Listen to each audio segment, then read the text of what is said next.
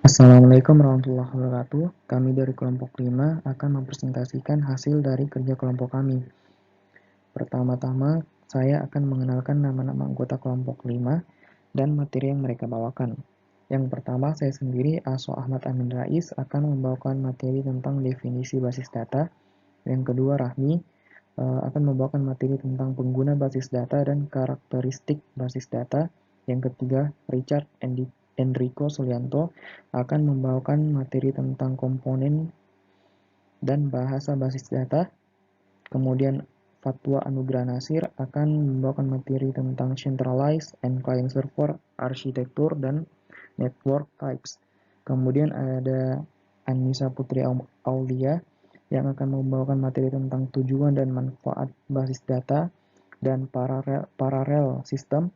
Kemudian ada Akmal Zuhdi Prasetya yang akan membawakan materi tentang server sistem arsitektur dan distributed system.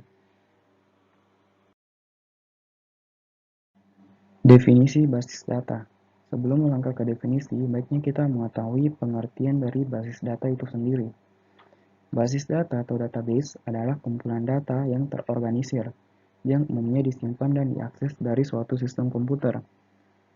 Dari pengertian tersebut, kita dapat mendefinisikan basis data adalah kumpulan data yang di dalamnya terdapat satu atau lebih data dalam bentuk file, tabel, arsip yang saling berhubungan dan tersimpan dalam media elektronis.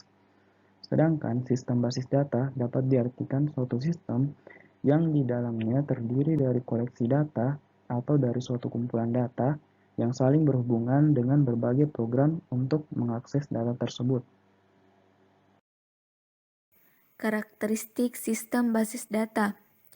Basis data memiliki beberapa karakteristik, di antaranya yang pertama, self-describing. Basis data tidak hanya berisi data saja, tetapi lengkap dengan definisi dari data itu sendiri. Yang kedua, isolation. Program pengaksesan database management system ditulis secara terpisah dengan file-file yang bersifat spesifik.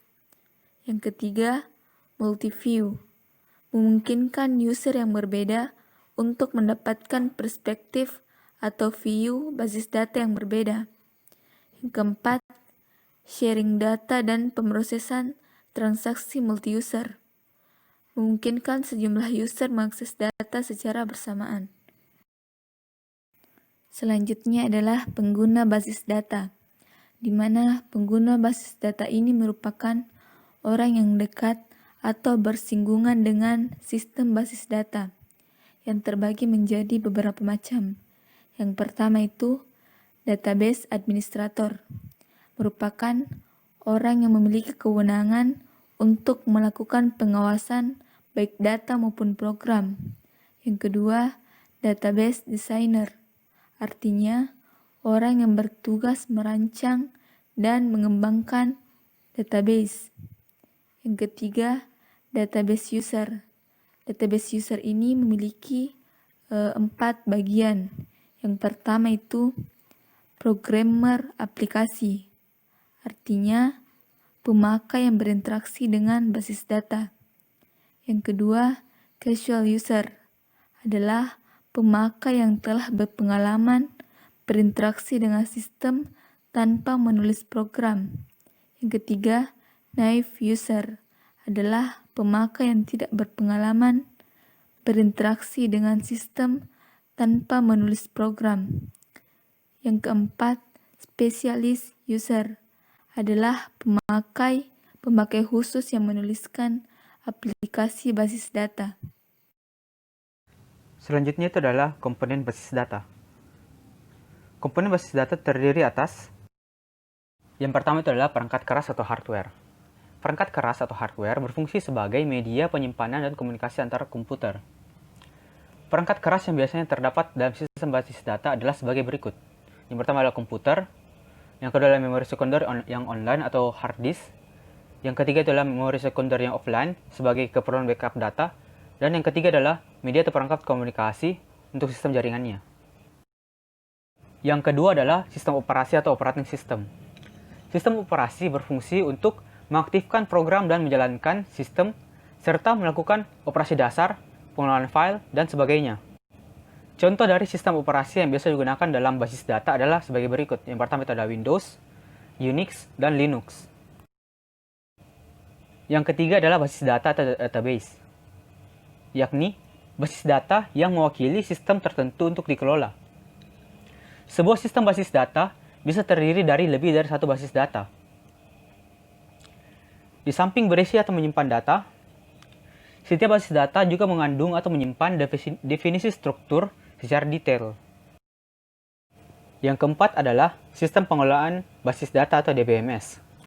DBMS atau Database Management System adalah program aplikasi khusus yang dirancang untuk membuat dan juga mengelola database yang tersedia. Pengelolaan basis data secara fisik tidak ditangani langsung oleh user, tetapi ditangani langsung oleh sebuah perangkat lunak yang khusus atau spesifik. Perangkat inilah yang disebut dengan DBMS, yang akan menentukan bagaimana data diorganisasi, disimpan, diubah, dan diambil kembali. Perangkat tersebut juga menerapkan mekanisme pengamanan data, pemakaian data secara bersama, pemaksaan keakuratan atau konsistensi data, dan sebagainya. Contoh dari DBMS adalah MySQL, Microsoft Access, dan Oracle Database. Yang kelima adalah pemakai atau user. Ada beberapa jenis atau tipe pemakai berdasarkan cara interaksi. Yang pertama adalah programmer. Programmer adalah pemakai yang berinteraksi dengan basis data melalui DML yang disertakan dalam program. Yang kedua adalah user mahil atau casual users. Pemakai yang berinteraksi dengan sistem tanpa menulis modul program. Yang ketiga adalah user umum atau pemakai yang berinteraksi dengan sistem basis data melalui pemanggilan satu program aplikasi permanen yang telah ditulis atau disediakan sebelumnya. Yang keempat adalah user khusus atau pemakai yang menulis aplikasi basis data non-konvensional untuk keperluan khusus. Yang keenam adalah aplikasi lain. Aplikasi lain bersifat opsional karena dia tergantung dengan kebutuhan. Pemakai basis data bisa dibuatkan program khusus untuk melakukan pengisian, pengubahan, atau pengambilan data yang mudah dalam pemakaiannya. Contoh dari aplikasi ini adalah Microsoft SQL Server dan Xbase. Materi selanjutnya adalah bahasa basis data atau database language. Bahasa basis data adalah bahasa yang digunakan oleh user atau pemakai untuk berkomunikasi atau berinteraksi dengan DBMS. Contoh dari bahasa basis data adalah SQL dan DBase. Bahasa basis data tersendiri terbagi lagi atas dua, yaitu Data Definition Language atau DDL dan Data Manipulation Language atau DML. Yang pertama adalah Data Definition Language atau DDL. DDL adalah kumpulan perintah SQL yang digunakan untuk mengelola, mengubah struktur data type dari objek pada database. Bagian dari perintah SQL terdiri dari create, drop, alter, rename, truncate, dan comment. Yang kedua adalah DML atau Data Manipulation Language. DML berguna untuk melakukan manipulasi dan mengambil data pada suatu basis data. Manipulasi data yang dimaksud di sini berupa penambahan data baru atau insert, penghapusan data atau delete, pengubahan data atau update, dan pengubahan dan penambahan data atau merge. Bismillahirrahmanirrahim. Assalamualaikum warahmatullahi wabarakatuh.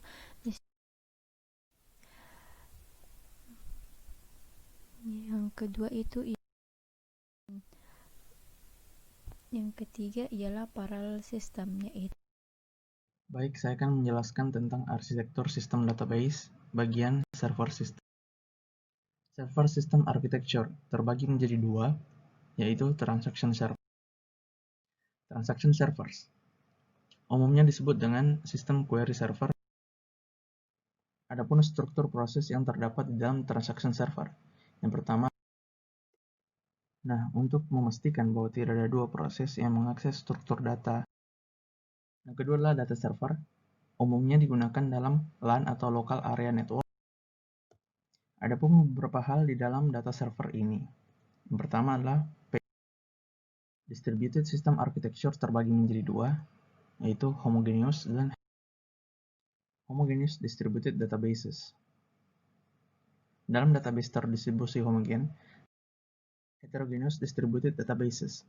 Dalam database ini, situs yang berbeda memiliki arsitektur di BMS terdistribusi.